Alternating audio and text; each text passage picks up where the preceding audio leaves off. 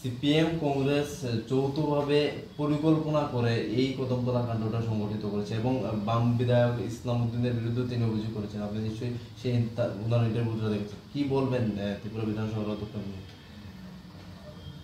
বিশ্ববন্ধু সেন একজন প্রবীণ ব্যক্তিত্ব এবং অত্যন্ত একটা সম্মানীয় জায়গাতে তিনি অধিষ্ঠান করছেন। এখন স্পিকারের পদ অলঙ্কৃত করছেন। তিনি যে ভাষায় কথা বলেন বা এটা যা বলেছেন, এটা ত্রিপুরার যে মানুষই বিচার করবেন তার বক্তব্যের কোনো সারবত্তা আছে কিনা। এবং আমি দেখছি ক্রমশ তিনি জাতীয় অসংলগ্ন কথা বলছেন। এমনকি দুর্ভাগ্যের বিষয় হলো, যেটা হওয়া উচিত নয় বা আমাকেও বলাটা হয়তো একটু অশোভন হচ্ছে, তো বলতে বাধ্য হচ্ছি, বিধানসভার মধ্যে তিনি সেরকম আচরণ করছেন। এই যে গন্ডা তুইসা, কৈত্রাবাড়ি, কদমতলা, পেকুছড়া, একজন দেখা বিরোধী দলের, শুধু সিপিআইএমের না, কংগ্রেসেরও এরকম কেউ সরকারকে কলঙ্কিত করার জন্য এই জাতীয় ঘটনা যুক্ত আছে কিনা।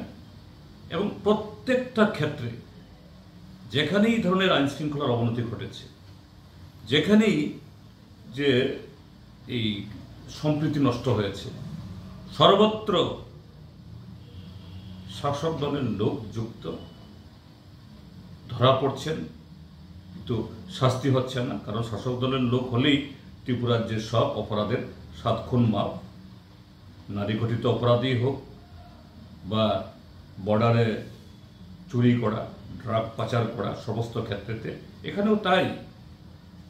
কাজে তিনি যে কথাটা বলছেন, তিনি তার যে অবস্থান, এটাকেই তিনি অসম্মান করছেন।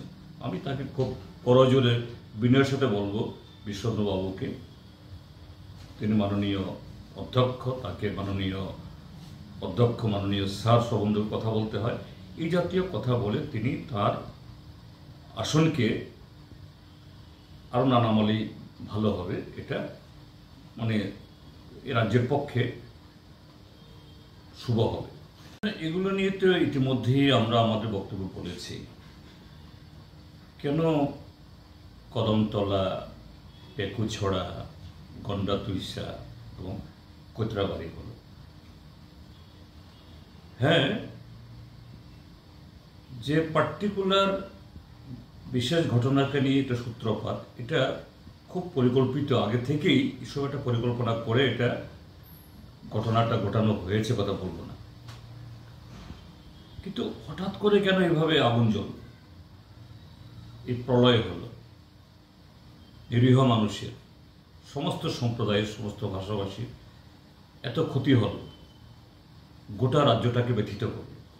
সেটা হলো যে বিগত প্রায় 7 বছর ধরে চলা ত্রিপুরাজ্যের মধ্যে যে একটা অরাজকতা, ত্রিপুরাজ্যে এখানকার জনগণকে মিথ্যা প্রতিশ্রুতি দিয়ে এই ভারতীয় জনতা পার্টি, আইপিএফটি এবং পরবর্তী সময়তে মথাও যোগদান করেছে, এই সরকার এসছে এবং আছে এখনো। তারা একটা প্রতিশ্রুতি পালন করেনি এবং করবেও না। তো স্বাভাবিক ত্রিপুরাজ্যের মানুষ তাদের মোহভঙ্গ হয়েছে। তারা এই সরকার দ্বারা যে তারা লুণ্ঠিত, বঞ্চিত, অপমানিত, তীব্রভাবে এটা সে বোধ তাদের হচ্ছে। আর সেই জায়গায় বর্তমান শাসক গোষ্ঠী, তাদের একটা ছোট্ট অংশ, এরাও জানে ত্রিপুরা যে জনগণ একবার নয় 2বার এদের ফাঁদে পা দিয়েছে, তৃতীয়বার তাদের সেই ফাঁদে পা দেবে না। শত চেষ্টা করলেও এদের পক্ষে টেকা সম্ভব নয়। এখনই এদের ভেতরে যে গুণ ধরা শুরু হয়েছে। কাজেই একটা ছোট্ট অংশ লুট কর, ত্রিপুরাজ্যের মধ্যে এখন একটা লুটের প্রতিযোগিতা। বিজেপি বলো, আইপিএফটি বলুন বা মথা, তো আরও জনবিচ্ছিন্ন হচ্ছে। তো সেই জায়গায় ত্রিপুরাজ্যের জনগণের চোখ কান এটাকে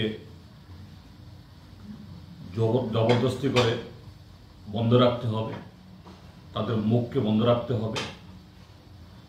তো এই জন্য একটা গোলযোগ সৃষ্টি করা দরকার।